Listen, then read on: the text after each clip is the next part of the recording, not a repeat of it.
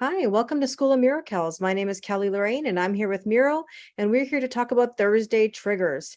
Miro, the energy is so intense today, and it's Moon in Scorpio. We always film on a Moon in Scorpio. You can't make this up. So everybody right now is all over the place. What are some of the things that are going on right now? Hi, Kelly. Hi, everybody. Yes, today it's a moon in Scorpio, but first of all, it's really interesting and funny that we always film actually moon in Scorpio. Me personally, I have moon in Scorpio in my chart, but that's another subject. This week is really interesting because we have a lot of planetary things that it's going to happen. Of course, some things are going to happen even months ahead, but still it's having the influence on us right now. It's almost like I always say that it's like a plane, when you enter in an airplane, like it's going to go slowly, maybe to 10,000 feet, in the Mhm. sky. It can't Essentially. go from one, yeah, Hmm. it We're gonna can't we're go, gonna ascend. Yeah. yeah, exactly. It can't go from a place, like it's not a rocket. Hmm. But the thing is that we enter, of course, in a Libra season, and we have Venus in Libra. So the first trigger that we're going to have with that is basically love related, relationship related, but as well, I think that there is a huge question in the sky saying, in what kind of relationship we are with ourselves. So Hmm. basically, that is the main subject right now and the main trigger because everything that is happening now, even in the collective, in the world, everything that is happening, um, the rights of the women, and basically, I think that divine feminine energy is actually, expanding and growing, and basically, like women they're again like taking their rights to talk, to express, to have their own rights and things like that generally in the world. Right. Uh, that which is interesting about the this position in Libra is that we are all going to experience a little bit of difficulties in love life. And Mhm. why I like say it like this, love life, because all of those kind of things is just an illusion. Remember that we have Neptune retrograde and all other generational planets and transgenerational planets, of course, which means that we are releasing of ancestral karma that is caused like centuries and centuries ago, but yet now we are the one who is cleansing all of that through a specific relationships that can be love related, it can be family related, friends related, whatever, after that, which is interesting, that in the last video we mentioned something about the square between Mars and Venus, and Mhm. that was like the, basically beginning story at the beginning. That was the first aspect, and now we are entering in a main battle. Let's call it like I that. guess it was like the first little bit of tension between Mars and Venus because Mars and Venus was pretty harmonious in the earlier parts of the year. This was almost like the first little like blip in the road. Yeah, it is. You imagine that you get married, and this is the first fight between you and your husband. So Mhm. that's the Yeah, square between exactly. Mars and Venus. But now uh, we have, because that's over, thank God, Mars and Venus made peace. Hmm. Uh, Now we are having the square between Mars and Mercury retrograde. And that aspect, I mean, we know that in Monday, we thank God we are free from this Mercury retrograde, Hmm. but still we're going to have slow time to process whatever that was happening in this period behind us. But square between Mars and Mercury, retrograde and direct, is going to last till 13th of October. So that is something that we all need to pay attention on our throat chakra in a way of, how do we express things? We can, have really, really, really tiny, short nerves, for absolutely all kind of stuff. Anything can trigger us, and that's the reason why I'm mentioning this aspect particularly in this Trigger Thursdays. Um, so, what else we're going to experience with this square of Mars and Mercury retrograde? Several things might occur from past that can be the symbolism of, whatever. It can be, significant dates. It can be people, maybe even past like uh, partners or whatever that they might occur in your life through some kind Absolutely. of through some Because kind of symbolism. Mhm. people are reaching out to me like crazy, Miro. Like they're writing me messages saying, I'm seeing this sign, this synchronicity, this person's coming up. I haven't talked to this person. I don't even think about this person. Why am I seeing this? Why am I hearing this? Like people are just they're having dreams. Like I'm hearing a lot of dreams, nightmares, vivid imagery. So not to interrupt you, but that is something that I really wanted to point out is that if any of you are feeling this way, you are not alone. I'm getting messages on the daily about this. Me too, as well.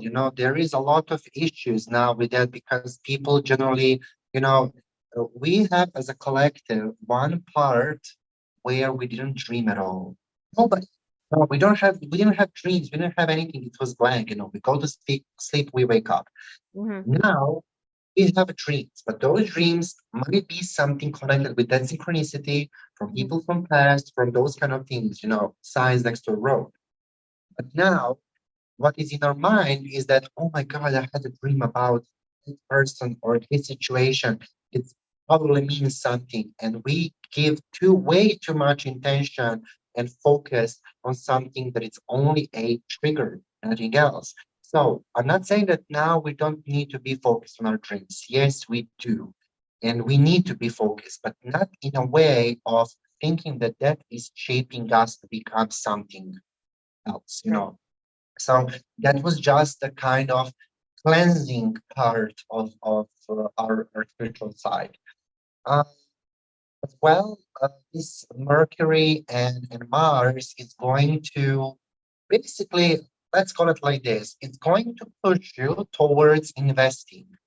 I don't suggest anybody to invest in anything. If you want to, like do the renovation of the house, don't do it. Trust me, I'm doing it because, it's taking forever. Like I was trying to find the workers and everything. So never, ever, ever again, I will going to do those kind of things at Mercury retrograde.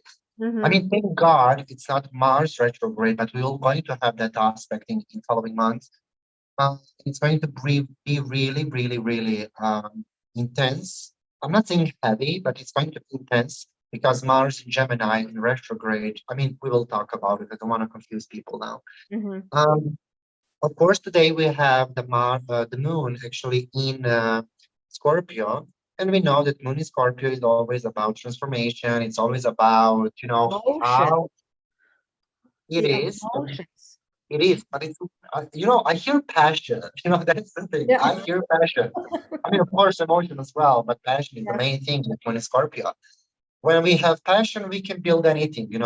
Somebody who's having the base, wow, Moon in Scorpio is having passion in the base. That's it. Mhm. Uh, Mhm. so the next thing, of course, we had a couple days ago the new moon in Libra. So new moon in Libra, of course, connected with uh, Sun and Venus in Libra. So we have like one masculine and two feminine planets in one sign, which is having the polarity of feminine energy, Libras. And now we are having, with this new moon, we are see what kind of criteria we are going to place in this following months, love related, Mhm. partnership related, and relation like, us towards ourselves. So that's going to be interesting. And of course, I will just mention, I will not clarify those kind of aspects, but we're going to have on 25th of October, we're going to have a partial solar eclipse in Scorpio. Of course, I think that it's going to be Sun, Venus, and Moon in Scorpio. So whatever is the date, Kelly, you and I are going to film on eclipse. Let's do it. Uh, Do it. we're going to have it in November, 8th of November. I think it's going to be full moon and partial moon and eclipse in Taurus. So that is actually Wow. the main like aspect. So it's going to be interesting. It's going to be intense. It's going to be life. That's what's most important thing to have the experience.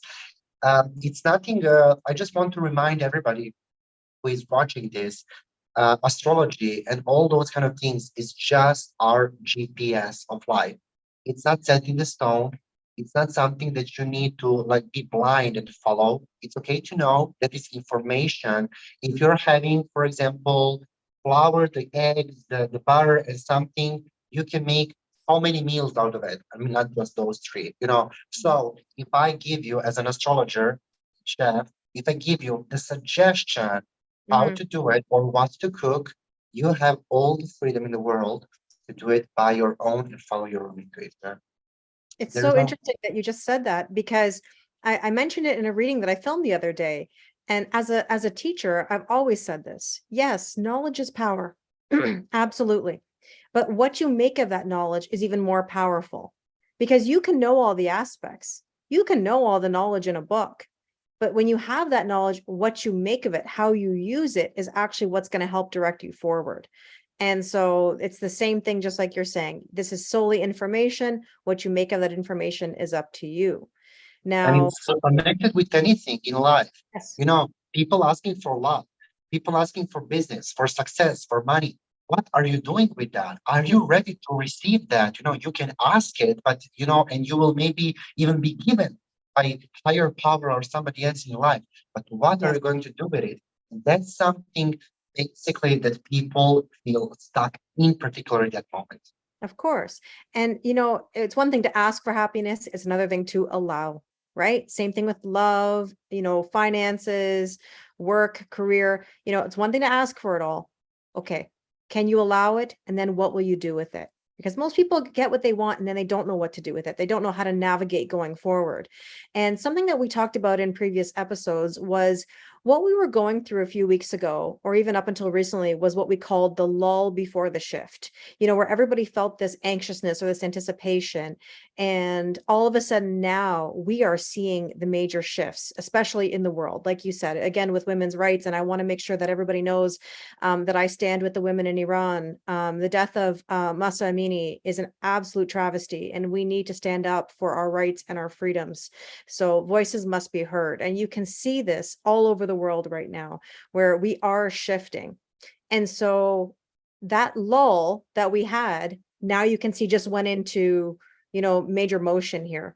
So I feel like we're seeing this on the daily level, even in our own personal lives, in regards to our careers, our relationships, our own personal self. Like you said, self love. Where do we stand with ourselves?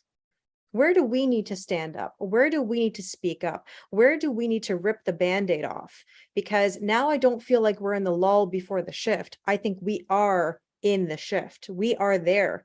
And it's now, what are we going to make of this shift? If that makes sense. 100%, but you know, it is more like people coming together. Like if they want happiness, they're individual. Hmm. But if they want to solve an issue, they're the collective. So it's interesting how why is it hard to share, you know, that kind of love? And if you, as a, you know, female, start loving yourself in your Hmm. feminine energy, me as well in my feminine energy, because we all have masculine and feminine inside us. Hmm. And when we, you and I, start loving and supporting feminine energy now in Libra season, with Venus in Libra, with Sun in Libra, we are going to basically give the major collective and everybody who is watching this video, maybe they will say, okay, it's not okay for me to stress. It's not okay for me to be in a masculine energy. It's not okay for me to be this, that, never mind. Now I want to be focused on myself because feminine energy is providing a lot. It's We very need to allow, we important. need to allow ourselves to love towards ourselves and towards other people. I love my job. I love filming. I love helping other people. Mhm. You as well. So with all this love that we are providing, we are basically putting the seeds in the ground of other people who is after that growing and growing and growing and becoming, you know, the lighthouse who will illuminate the darkness and illuminate this horrible energy in collective that is necessary yet because it needs to wake us up for us. You know, you people never go to see a doctor if they don't feel the pain. Mhm. So that's the thing. So things are necessary for our evolution. I think that with this, whatever that's happening, like there is a lot of things in a collective, a lot of cleansings Mhm. in the world as well, particularly in the world.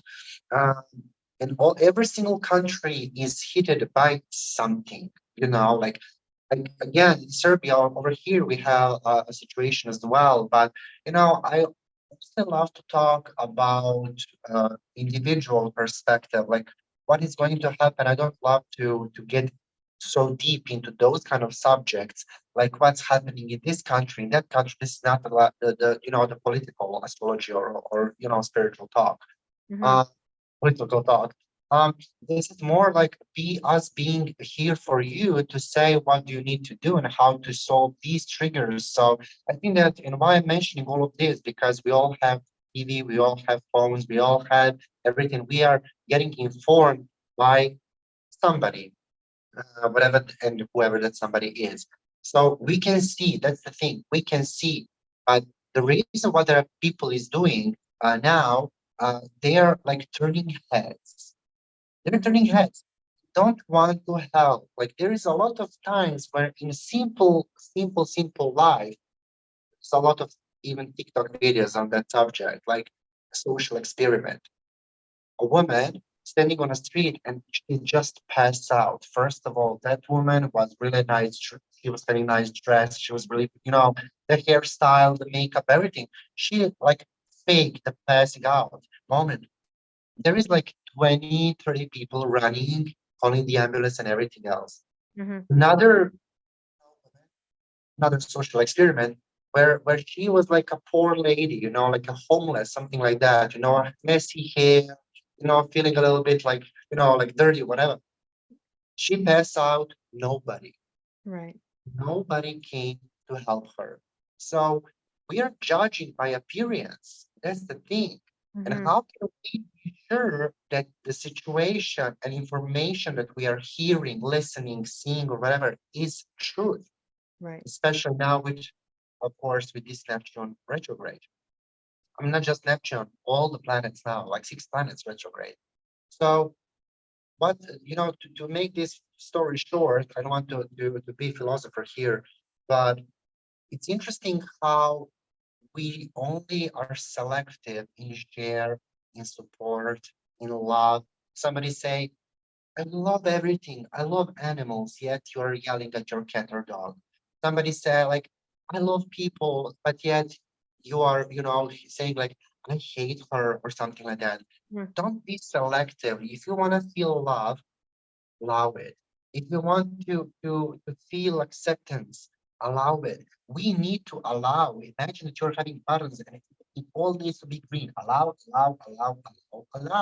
And that's what we need to do. If you can visualize in your mind that you're pressing and clicking those buttons.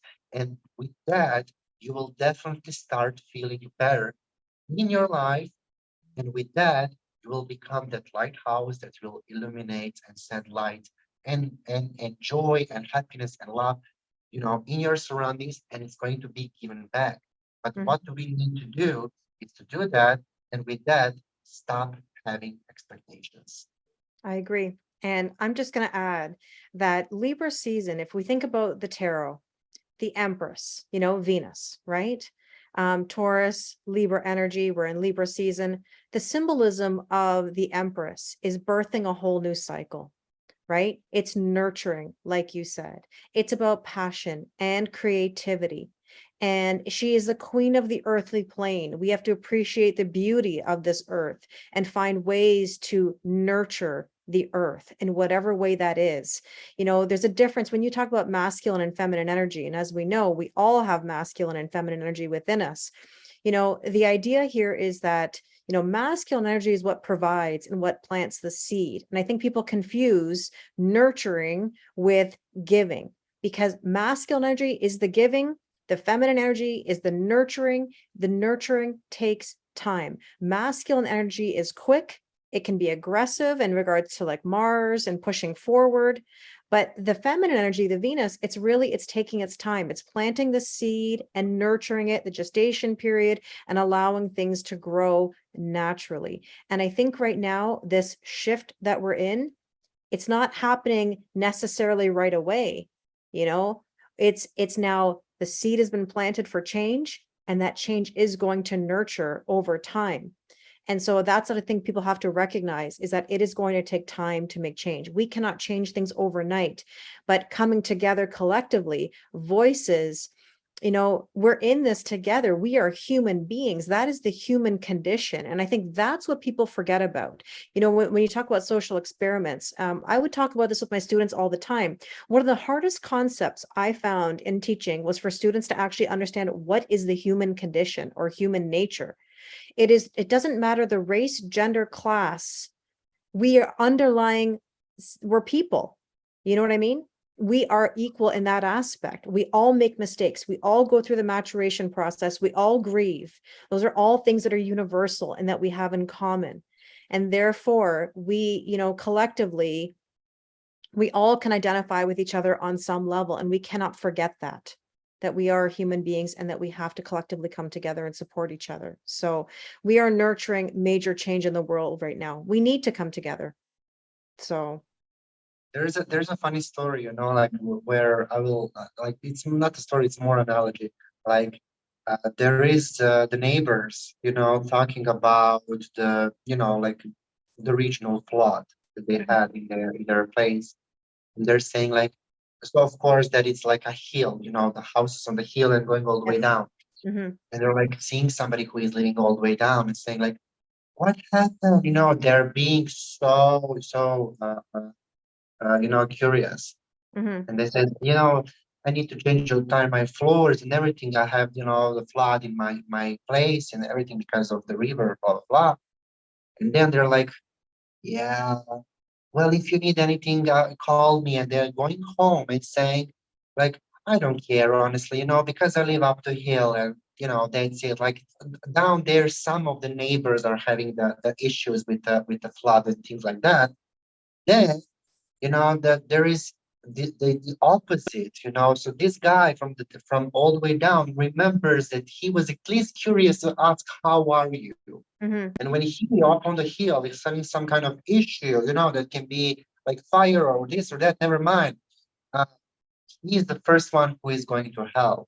So we all have some that kind of thing to. That's the reason, like this time right now in these aspects, it's basically like, see, like I'm looking at this, my wall is really beautiful. People does not want to see a problem, because it's not in my house. I don't care about it. Yeah. But we need to come together as a like the collective, the human being, somebody who is here to do this evolution, to do this experiment and this experience of our soul. We need to come together. But that's the issue with the differences. That's the issue with all other things in this freaking system that it's happening. And I mean, I said I will not talk about those kind of subjects, but with everything that it's happening, it's almost like we're triggered to talk about those things. We Mhm. can't be the one who is like saying like, oh my God, this is really beautiful wall, and what you need to do with this wall. So we need to talk about those subjects, not saying that we can change something, but we need to describe, to basically put together what needs to be together and divide what needs to be divided from information, from our perspective, me as astrologer, you as a professional tarot reader. That's Mhm. it. Yeah. So with this masculine feminine energy, with everything that is happening now, finally there is the feminine energy at the lead, I Yeah. said, Yeah. because I watched a video when I started learning astrology and everything like 18 years ago. I saw about the 13th sign of zodiac, Mhm. and with that 13th sign, um, that sign in particular would change everything. In Babylon, I think there Mhm. is the mention of that 13th sign of zodiac, and it's really interesting how that sign in particular is actually the feminine energy, Mhm. and it's basically given the whole new way how do we can like even look in astrology and whatever. And when I was like 15 years, I think I was 1 year in astrology. I remember that. And I said there is a line like when you see the sky, like when you open your program to see the aspects and everything, you can switch and see the skies, all the constellations and everything. And there is a line, and on that line, the eclipse, the ecliptic line, actually, sorry, is all those constellations that we now use as a zodiac signs. Mhm. But there is, for example, over here is line, over here is Scorpio. It's not even in a camera, in this square. It's Mhm. over here. Over here is that side, like that 30th sign that they just decide to remove from zodiac. Why?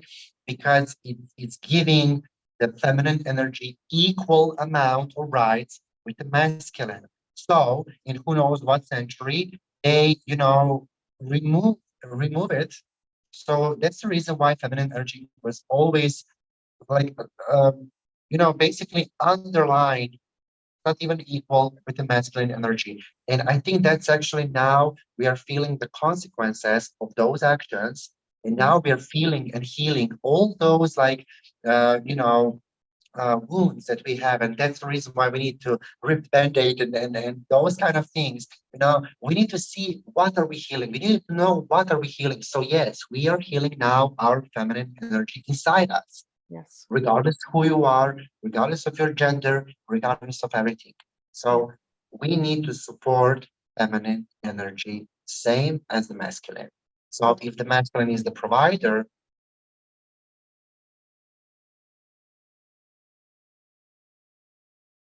Oh, Miro froze. I think what he's about to say is that if the masculine is the provider, the feminine is uh, the nurturer. same. But yeah, you froze for a second, so I was just, yeah, go ahead. Yeah, I just mentioned. So we need to have, if we have a provider, we need to have the receiver as well. So the feminine energy is receiving, and by that receiving, she will give, birth, lunch, whatever, love, at least, like she will give, she will be the one So who will nurture. provide. So that's the cycle that Mm, we need, the provider to become a receiver and receiver to become a provider. 100%. Equal giving and receiving. I say it every day. Let's take a That's it. couple cards, Miro. And on that note, I mean, I've been filming a lot of readings the past few days that have been all about the Six of Pentacles, all about giving and receiving. I've had the I King. was thinking now of the Six of Pentacles. I think that we might get one. Wouldn't be surprised. A lot of my readings have had King and Queen energy, like counterparts, divine masculine, divine feminine, equal giving and receiving. And so it wouldn't surprise me because it's very strong energy right now. And it really fits with what you just said, that the provider, the giver becomes the receiver becomes the giver. And that is what balance and harmony and Libra energy is all about, right? Yeah, let's check energy. Yeah. Let's see. And I have the Eight of Swords. Now that doesn't surprise me because the Eight of Swords is overthinking. Well, okay, you can't make it up. And I'll tell you Yeah, why. And that is because, every sign overthinks. Of course they do, and just in different ways. Libras, if I'm not mistaken, are known to be one of the most overthinking signs of the zodiac.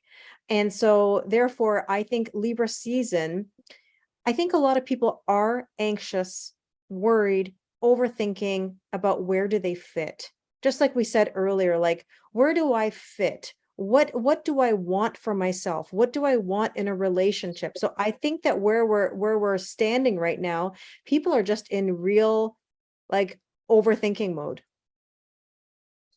it is. And you know what's good about, us having both the Eight of Swords Mhm. is that with this, we are clarifying to anybody who is looking this video that it's, literally something that you don't need to even think, rather less to overthink. Whatever that is the issue.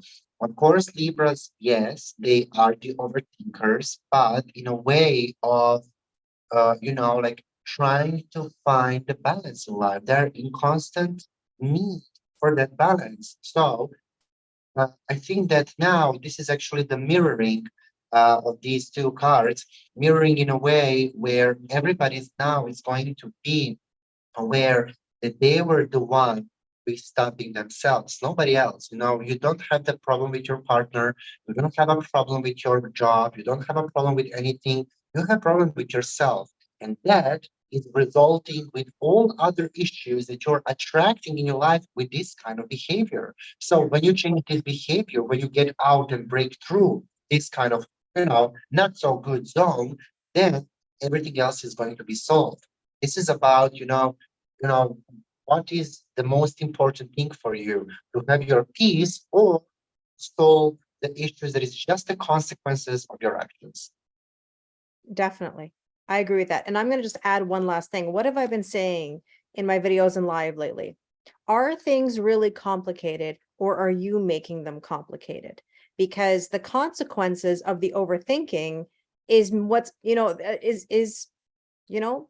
are doing this to ourselves when we are racking our brains all day, all night.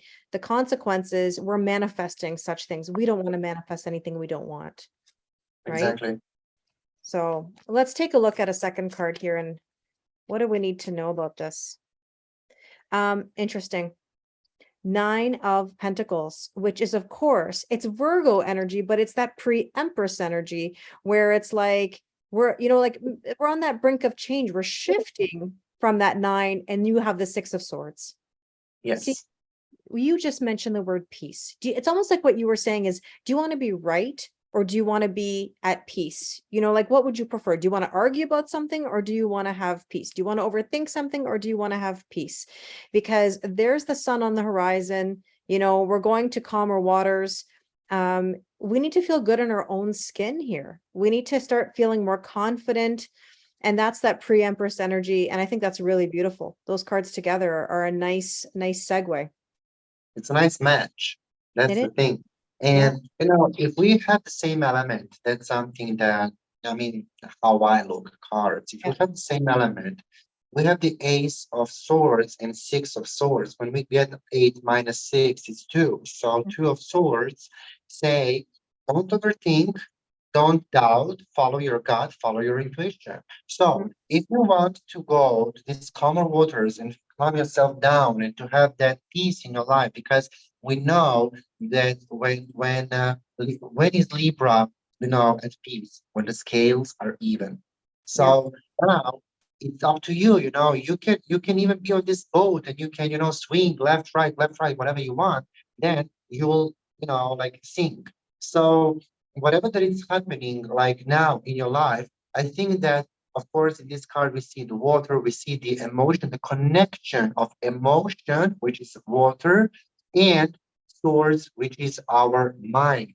And of course we have sun, which is, we're going towards our, of course, our sun is our solar plexus, which is our personal power and our ambition in life. So, maybe uh, set something as a criteria in your life, follow it.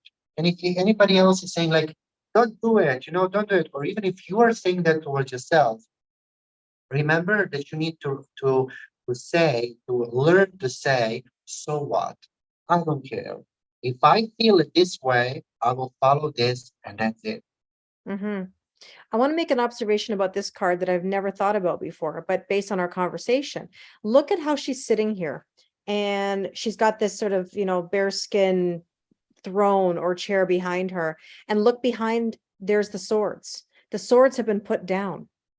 She's sitting, relaxing. She's comfortable. The swords are not on guard. Do you know what I mean? And so therefore, it's almost like I've stopped overthinking, and I'm just going to relax, and I'm going to feel good in my own skin. And that's that, again, that pre-Empress energy where I'm finally feeling better about myself. And I like that. That's the so what. She's very much in that so what attitude. And the owl there with her is wisdom and knowledge. And even, of course, communication. So interesting. Let's see what else we need to know. And I have the 4 of Cups. Now, love this only because I like the way this is depicted. Typically, in the Four of Cups. You see the guy sitting under the tree with his arms crossed. He's in contemplation. He's all like, face is kind of scrunched and whatever. Look at him. This guy here is much more relaxed. He's got his hands behind his head. He's taking a rest. He might be contemplating, for sure. But at the same time, it's a different vibe. It's a lot more relaxed about opportunities. He knows he's got options. There's opportunities. He looks to be more aware than traditionally.